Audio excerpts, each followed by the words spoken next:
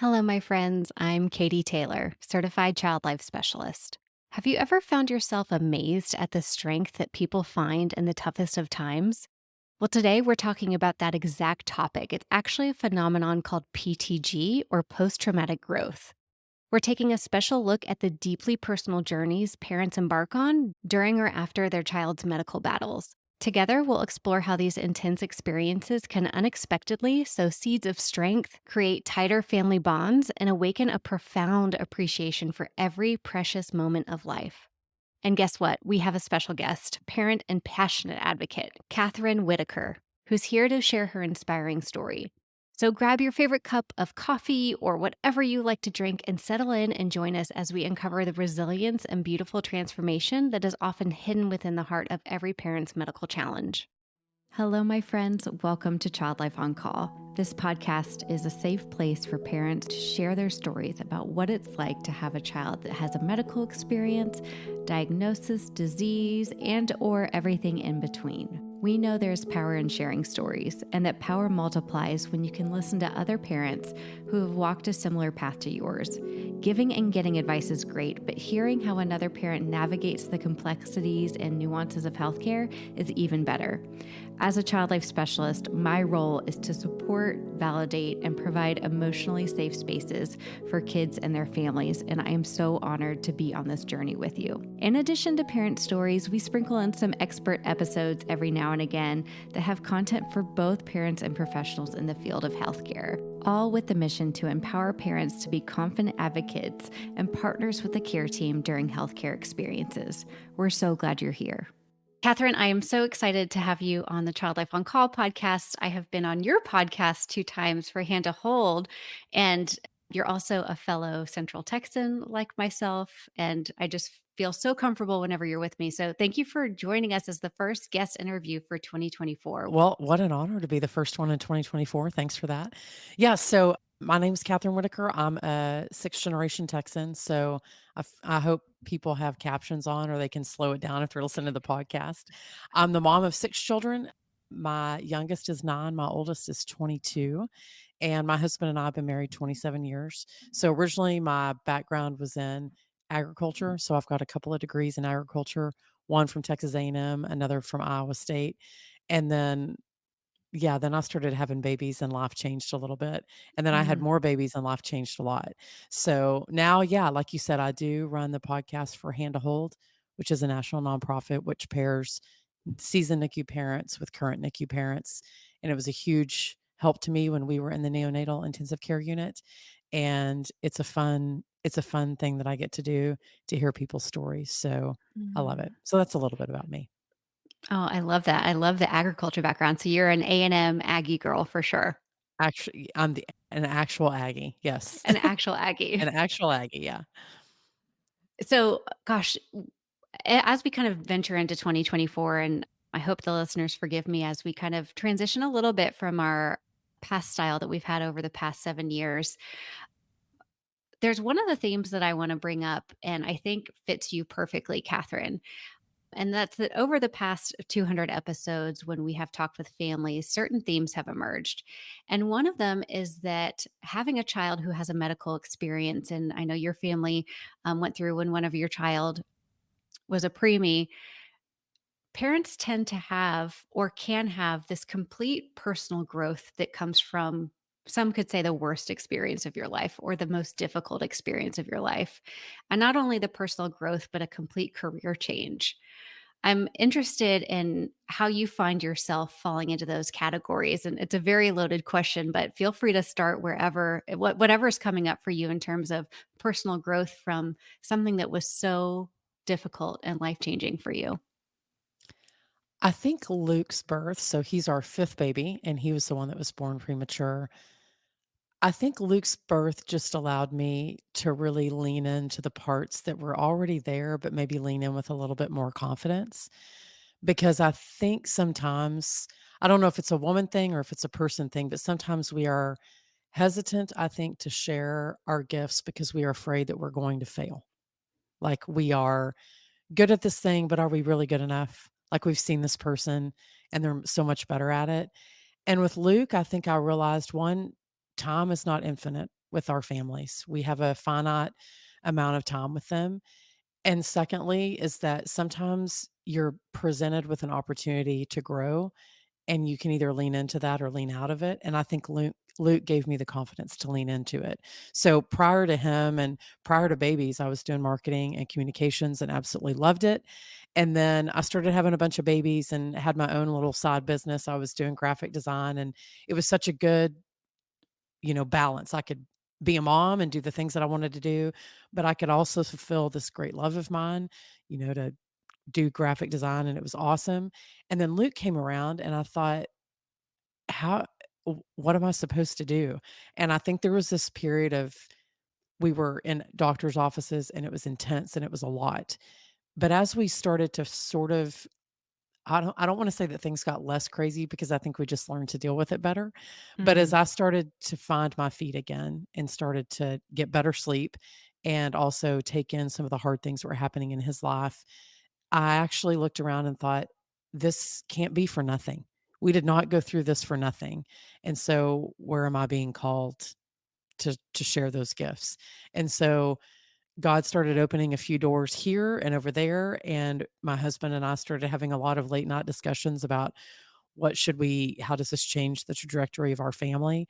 And so I found myself in a place of advocacy, not just for my own child, but for many causes that were important to me, but also that marketing and communications background, even though back then I was talking about cows, and I can tell you the difference between a bull and a steer, and, sometimes agriculture is misunderstood, and I feel like maybe that was an opportunity for me to really lean into how we were gonna explain how do you navigate life with a child who has a lot of medical challenges, and what does that do to your family? And I think it made our family stronger because we had to encounter hard things. My kids saw things that most kids don't see, and it made them more empathetic, and coincidentally, Katie, I think that many of my children's career choices and where they are moving into their lives were deeply affected by their brother and how they Wow. interact with other people.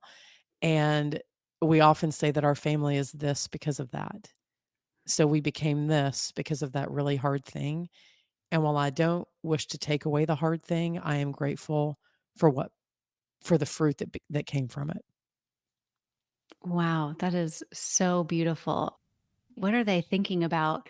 And how do you think that part of your life influenced them to make these decisions? Well, one of them is considering going into the teaching profession, specifically special education. And that brings me a lot of joy to know that this experience, because I think as parents, sometimes we worry, did we scar our children? Did we let them see too much? And should I have done Mm. a better job of being the buffer? And I think I spent a lot of time, Katie, in the early years, right after Luke was born, trying to be the buffer, trying to let my children know nothing's wrong, everything's fine, everyone just keep moving forward. And what I realized is that by buffering, I was actually doing them a disservice. That while it's important to shield them, I think, from some of the adult things, some of the really hard Right. stuff, but I think we do our children a disservice by buffering all of it out because we don't allow them to grow and to see and to experience. And so as we started to remove some of that buffer and involve them in some of the things like, hey, there are reasons why we do things, this is why we travel this way, or this is why we eat this way, or this is why we do things this way, that instead of them resenting us, they actually started to say, I mean, yeah, that's fine, mom. We'll do it that way. And then they started to look outside of themselves and see other families that were dealing with things maybe just like ours or harder than ours.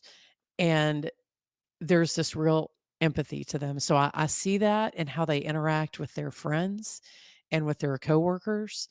And it brings me tremendous joy to know that the thing that I feared was going to scar them actually formed them. Oh, wow. What amazing kids. They're so lucky to have you as their mom.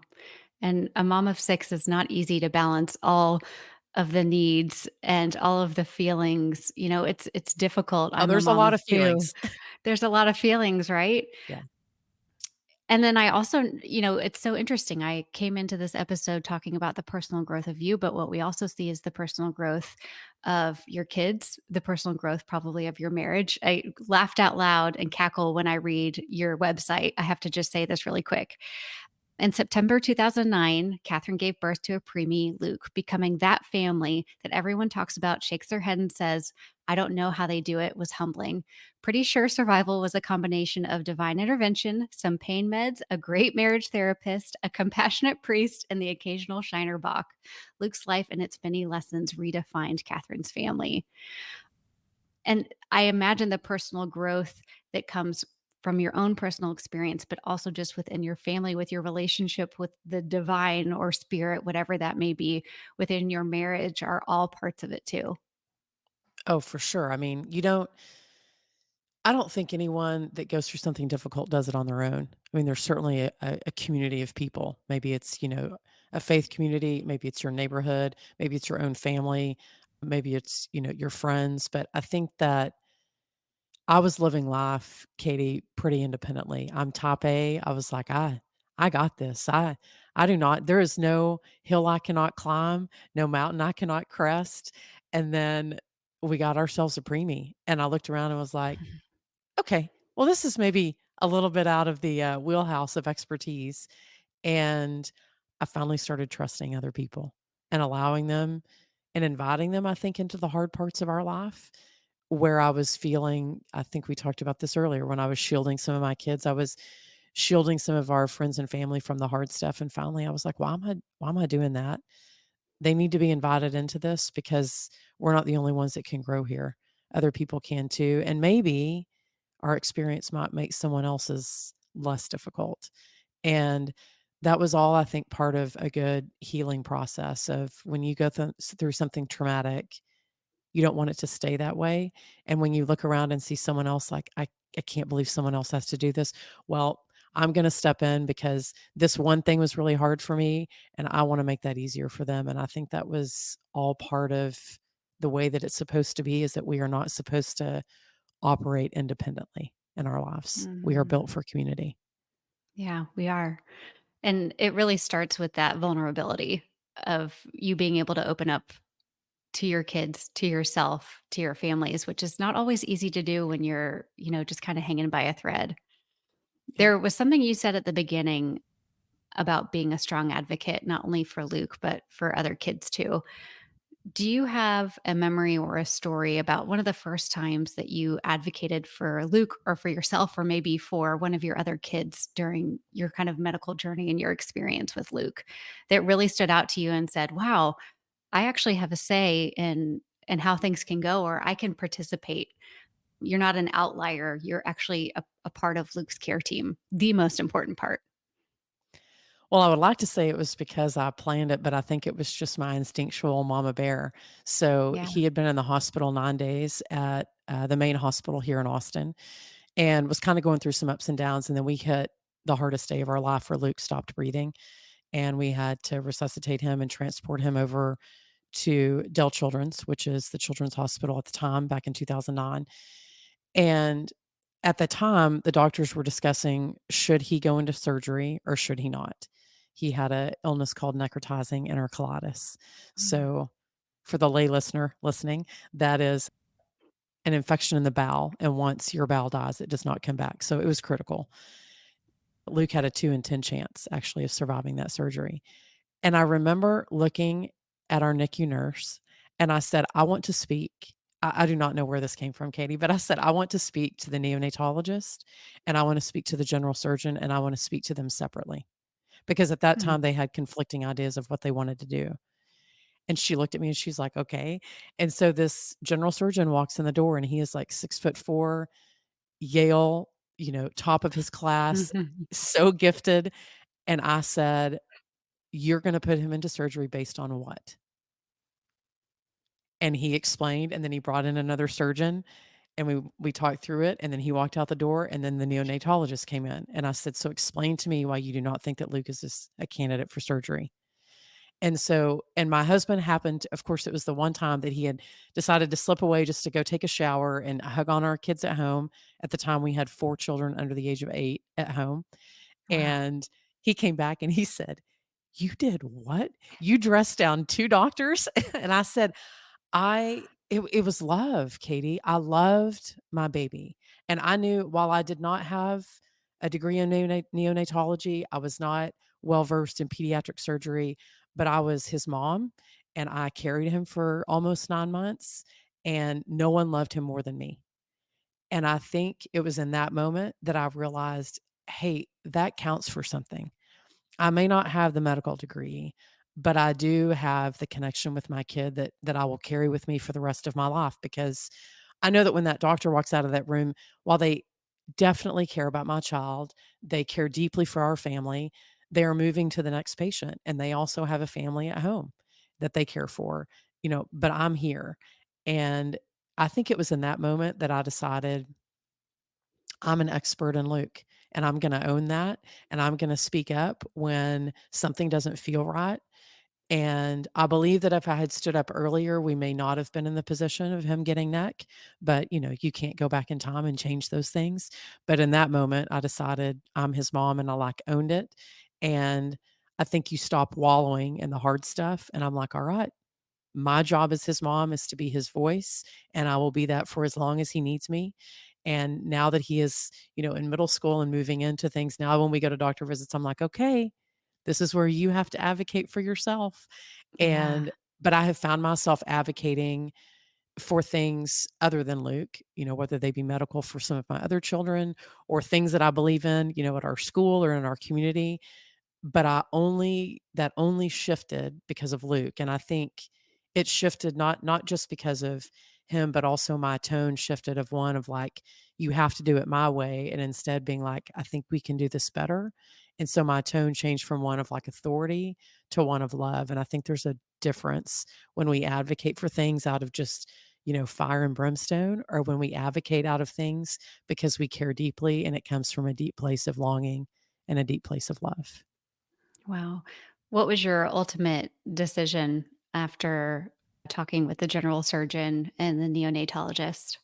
So we went into surgery, and that was the one Okay. where he had a 2 in 10 chance of surviving, but obviously, I just mentioned that he was in middle school, so he survived the surgery, and, it was the right thing to do. I just needed to be at peace with knowing that I felt heard, and both of those doctors listened to me. They are we are still in touch with them, and we Mhm. admire them very much, and we often joke about the day that that Katherine found her voice.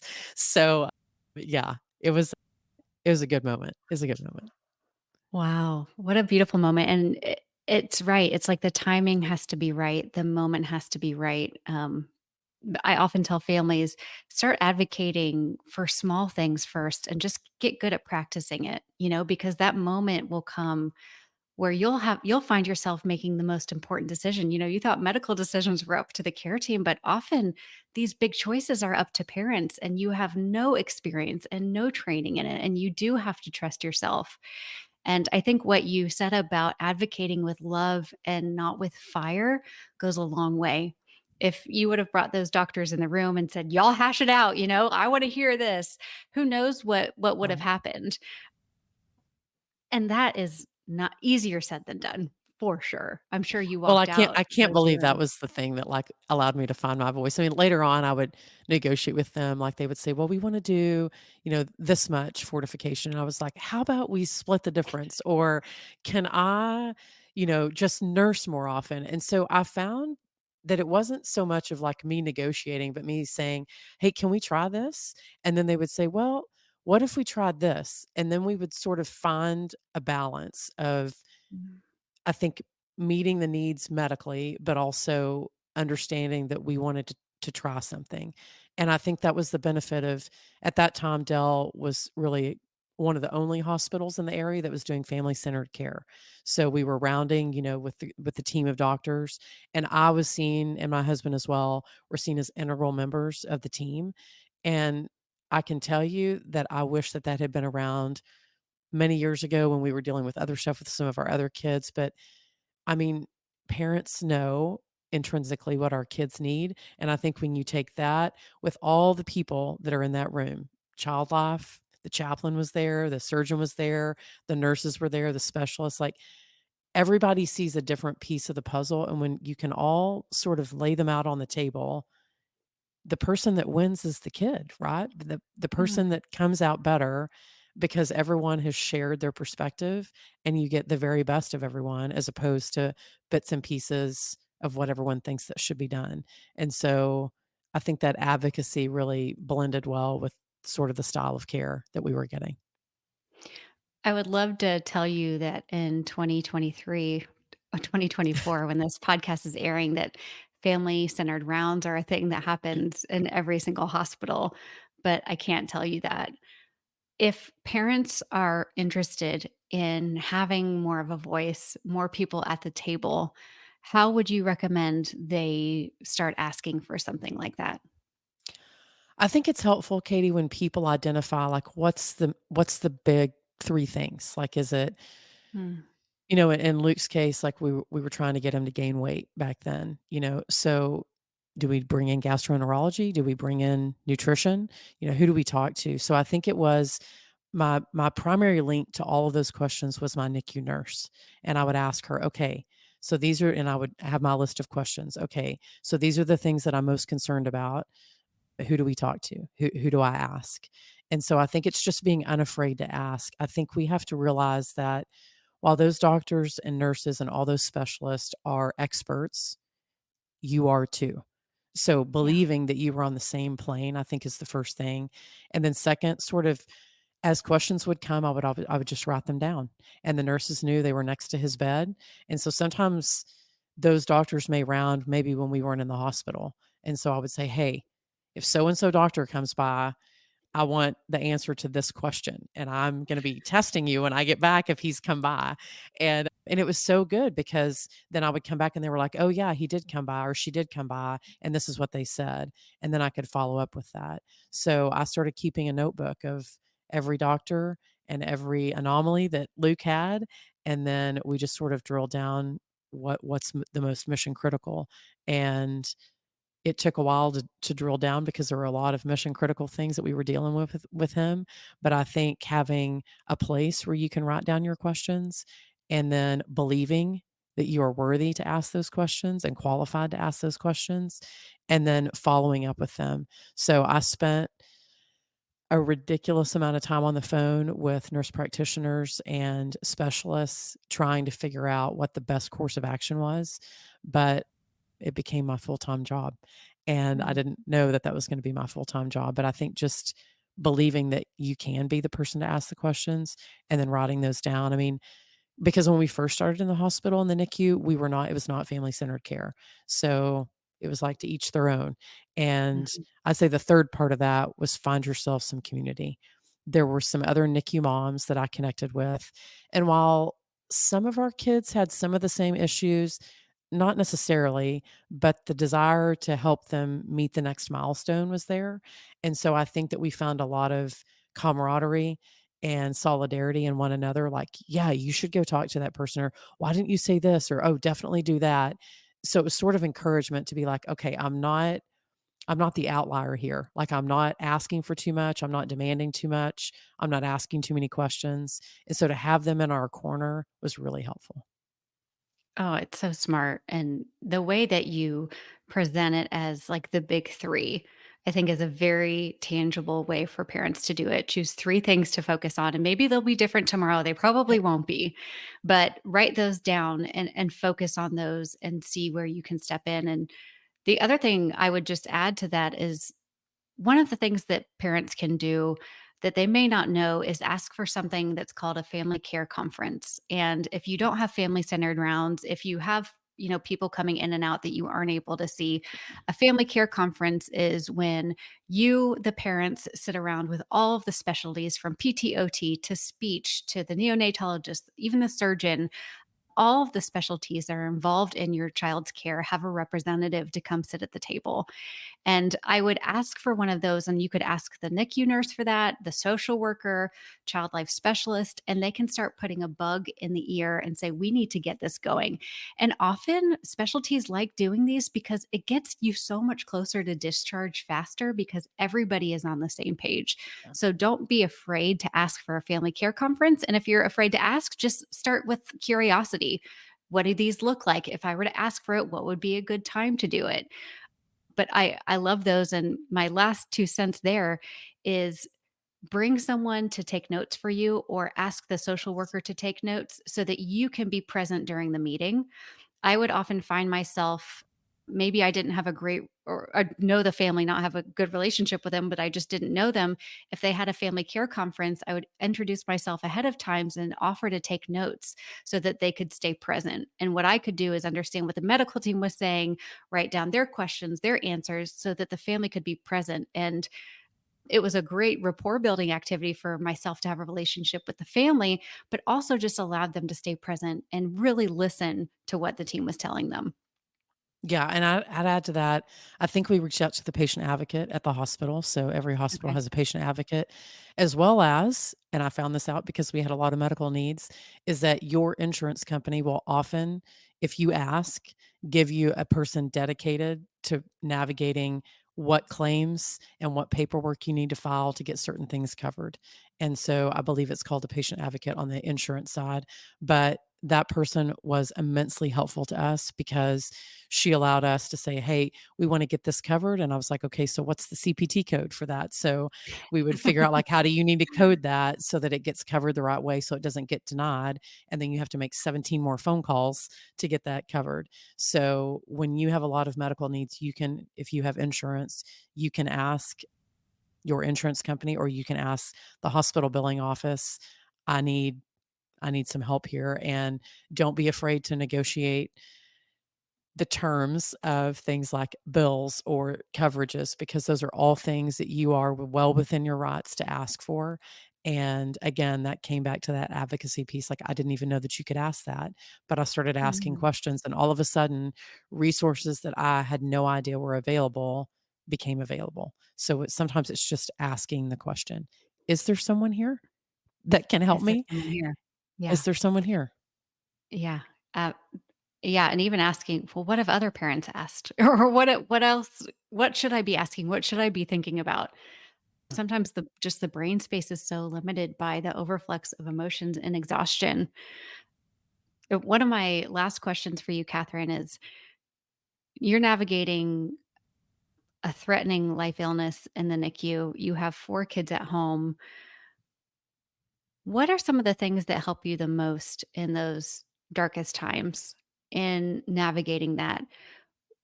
Was it you mentioned community, but I'm talking about, like, those moments of driving home, and did you get to take time for yourself, or was hugging your other children helpful? Or when you're feeling like you're in the depths of it all, what helped pull you out of that? Well, for me, writing was very cathartic. And some of that was on our family blog years ago when that was a thing. Yeah. And just writing down what was happening, just the mechanics of the day. But then also it gave me an opportunity to reflect back like, how did that really feel? Because that was really scary. Not gonna lie, there were a lot of moments that I pulled the curtain and grabbed a box of Kleenex and just cried it out. Because I remember looking at one of the nurses one day and we had just gotten, another like just when you sort of think, okay, like we're moving Mm. towards discharge and then another specialist walks in with more bad news. And I was just like, I can't do this anymore. This is so hard. And while I was having a pity party in my room, this was at Dell, so we were in a everyone's sort of in their isolated rooms, so we were able to actually shut a door, and that we had a curtain, and about there was about a foot and a half below the curtain between where the curtain ended and where the floor was, and I started seeing all these feet running, and I could hear another baby, and I knew that they were doing surgery, so this was an area where you could also do surgery in the NICU, which is not good if they're setting up an OR in the NICU, and then I hear a mom scream and, like, the whole floor goes silent. And I thought, "Okay, so while I was in here crying about another medical diagnosis, a mom just lost her baby." And that just seems like the cruelest of cruelest things to happen.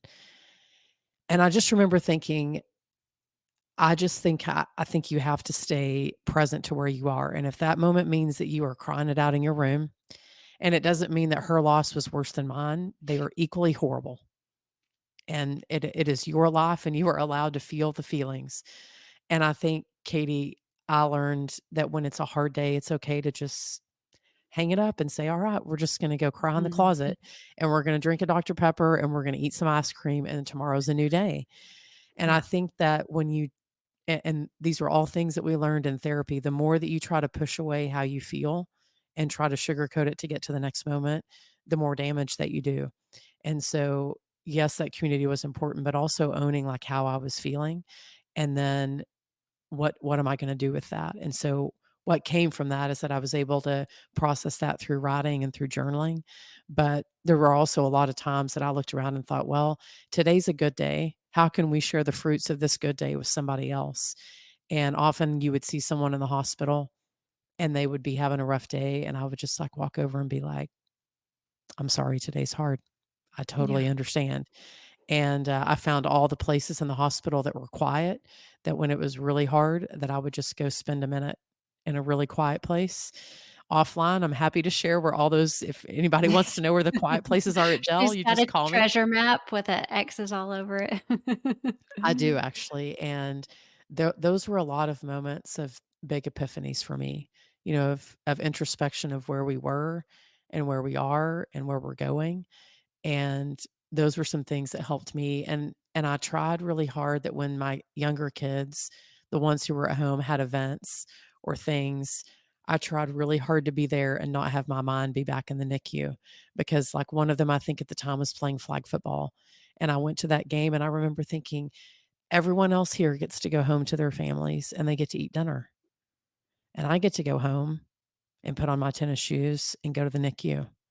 But I thought, "But right now, I'm standing on a field watching one of Mm. my kids play flag football, and I'm gonna be present to that, and I'm not gonna rob myself of feeling a little bit of joy, even though I know I'm gonna have to go back to a hard space." And that just takes practice of being able to allow yourself to feel good things in spite of some of the hard things that are happening, and that's when I realized that you can hold both at the same time. Mm. And, I mean, it's the depth of the human person and of our emotions and our souls of, like, how are you able to hold such very, I think, different things at the same time, but you can't it can be done, and I think I allowed myself to do that through all of those things that I mentioned. And I think, Katie, as I'm thinking about maybe a new parent that finds himself in this place, like, give yourself some grace. You are not there's no, like, you don't get an A plus for being best parent in the NICU, okay? Like, no one leaves there like, "Hey, I was amazing in the NICU. I would definitely do that again." Like, it is a hard, traumatic place to be, so allow yourself to be in a hard, traumatic place and know that every day you're gonna learn a little bit more, you're gonna get a little bit stronger, and yes, there are gonna be some days that you wish had never happened, but you're gonna take the wisdom that you gained from the days that you were learning and apply that to the really tough moments, and you're gonna make it through to the other side. You are not gonna be the same person, thankfully, but hopefully a stronger, better version of the person that walked in the door as opposed to the person that walks out. That's so beautiful, and you give back in so many ways when you're talking with parents on the podcast or you're talking with medical providers on the Hand to Hold podcast. I'm so grateful for you. You've talked about those hard moments, but when there is those moments of joy or you're having a good day and you go spread it to someone else, like, it feels so good.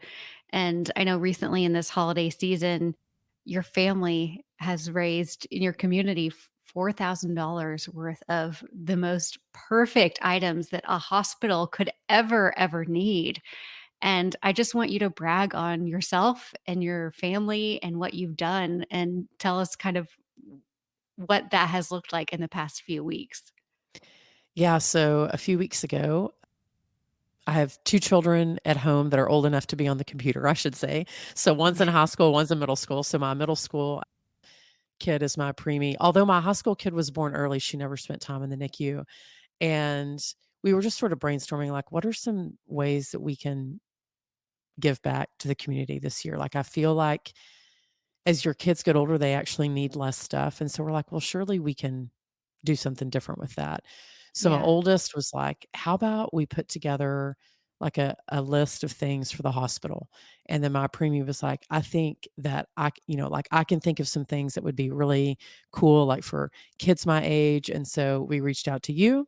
We reached out to another Katie, another friend of ours who's a tech expert of things that, the hospital loves. And then of course consulted the foundation at the hospital saying like, what are the things that y'all need the most? And so my daughter put together this list. Luke looked it over, and then, we put it out on the internet. And then 12 hours later, I pulled up the list and I was like, there's like 6 things left and I thought we had asked for, I mean, there was probably $2,000 worth of stuff. And I was like, I Wow. felt like that was a reach Yeah. goal anyway. And then Yeah. when we looked at it that night, we're like, we need to add some more things. And so we're all scrambling to add more things. And we had to do that 3 times. And finally, we were all like, okay, this is it. We're definitely not adding anymore. And the whole wish list was fulfilled. In fact, I'm looking at some of the boxes right now. So we have portable DVD players and bubble wands and model magic and perla beads and Legos. I mean, I Every everything that child you life specialist who's listening right now is, like, drooling over what it's you're saying. yeah, JBL speakers that you can, like, hook to a IV pole that a kid can listen to music, headphones. I'm trying to think of what else I had in there. Tons and tons of crayons and coloring books, like, for little kids and older kids, and Barbies, of course, you Course. can't have that without Barbies. So many of the things. Oh, and dry erase boards, that was probably a big one, with Mm. dry erase Yeah. markers so that kids can communicate, and parents too. So I remembered being in the hospital, and I remembered child life saving us so many times. And, if we can be a small fraction of that, whether it's a kid who's 2 years old or whether it's a kid who's 17 years old sitting in the hospital this Christmas, it is, and we have been in the hospital at Christmas time, and it stinks. It's hard. Being in there Mhm. anyway is hard. But when everyone else seems to be living their life, I remember summertime was a hard time too because Yeah. everyone else was at the pool and living their best life and eating ice cream. And we were NPO and Yeah. eating nothing. Yeah. And Eating air. so yeah, we were just looking around thinking, "Wow, everyone else is living their best life, and here we are." So, I am probably gonna break down and cry when we're delivering it all today, and Mm. so, yeah, it's gonna be pretty awesome. I can't wait. It's so beautiful, and thank you for doing that. I My daughter had an accident last Thursday, and we found ourselves in the Dell ER. Had the most wonderful experience, and Cameron had so much fun, she didn't wanna leave, and we got home, and she needed the blanket and the stuffed animal, and, it's just she talks about that experience like it was the best thing, and it was so scary. Yeah. So, they do make a difference, and when you see your community show up for you like that, like, "This is something we wanna get behind," it feels even better. I was I I couldn't walk into my dining room without crying every time. I just was Oh, like, wow. I cannot believe that, people I mean, it was personal for us. Like, this is going to the hospital where my kids have been treated, where their lives have been saved, and I know what it's like to sit in that. I know what it's like to sit there and feel helpless and alone. Even though social media, like, connects you to all these people, it is a really lonely place. And Mhm. so I remember, like, they would come down and they would have, like, the cart ride, and they would just be like, "Pick a toy," and I'm like, "And we pay you how much?" And they're like, "We don't. You don't." And I'm like, "What are you talking about?" And so to Mm. be able to be the people that are outfitting all that stuff or giving that kid that one little glimmer, like, we watched so many movies and played with so many toys, and I just remember being so grateful. In fact, I think it was our 3rd week in the hospital. As I was walking into Luke's room, I noticed that there was a plaque on the door, and it had, like, the name of the donor that had, like, this was their room or whatever. And so I called the foundation and I said, "Can you give me, like, their address, or can I write a letter to them and will y'all make sure that it gets to them? Because I need people to know that their gifts of money or of time or of resources, like, they affect real people. Like, We're a real Mm, family. we're And here. so I every room that we ever visited that had any sort of plaque or whatever, I wrote them a note and I'm like, "This is our family, this is what you did for us." And so to be able to be on the other side of that, more gratifying than you can imagine. Mm. Well, thank you so much for your time, how you spend your days bringing joy to others, and I can't wait to hear how today goes and just how much fun Yeah. and that I hope there's tears and I know there will be smiles. Yeah. Those are the best kind. When you're crying because 'cause you're so happy. Those are the You're best so kind. happy. Those are Yeah, the best kind. yeah, Well, thank you so much. You also have a book out and you have a podcast. So, tell us all about where we can follow yeah. you, all of the good things so people can stay connected with you, Katherine. Yeah, so we have 2 podcasts through Hand to Hold. So one is NICU caregiver and parent focused. It's called NICU Babies Parent Support. So we had, oh my gosh, 50 something episodes this year that we published in Amazing. 2023, 2024. We've got some more coming. So that's an amazing resource. We talk a little bit about everything, but our next season is actually life after a NICU admission. So the first 6 weeks. So we're going to talk about all sorts of things in that particular season. I'm really excited about that. And then NICU Heroes is for NICU professionals who need continuing education credits. So you can listen, those are an hour long podcast. And so you can get credit for that. And we have a whole slate of amazing guests coming in for 2024. And then the name of my book is called Live Big, Love Bigger. And it's about a little bit about our preemies life, but also how our family was transformed. And the whole purpose of the book is how to live an intentional, hell yes kind of life. So you can Mm. find it over on Amazon or wherever you get books. But yeah, it was a lot of fun to write. And I birthed it into the world just before the pandemic. So it was fun to write Wow. that. And then it's also an audio version too. So you can hear my Wow. Texas accent if that's your thing. And it's over on Audible. It's definitely my thing, and I will definitely listen. Well, thank you so much, Thank Katherine. you. Loved having you come back anytime, and thank you for all you do. Happy to do it. Thanks, Katie. A huge thank you to Katherine for being our first guest in the 2024 season of Child Life on Call. I hope you all got as much out of that episode as I did, and I just am so grateful for her. If you want to go follow Katherine on Instagram, I would highly recommend it. She is at Kathryn Whitaker. She spells her name Kathryn. Whitaker is Whitakertx for Texas at the end. And she mentioned several other resources, handtohold.org, which is an amazing resource for NICU parents. And she runs both of their podcasts. So if you want more of Katherine, you can definitely go get more Katherine. Make sure if you're not already, you're following Child Life on Call on Instagram. And we've got a lot of fun things going on at Child Life on Call, from the Child Life Circle for Child Life Specialists, where we are just a loving community of supportive child life specialists who get together to share resources, get affordable PDUs, and engage in clinical supervision so that we can stay in this field for as long as possible. And then I would love to give you a demo of the app Child Life on Call, where we help hospitals expand and enhance child life programs to make sure that families get access to child life services regardless of when they get into the hospital. And when they're discharged, they continue to get that type of support through tips, resources, and all the good things that Child Life offers. You can do that at childlifeoncall.com/app. Thank you all so much, and I will see you here next week.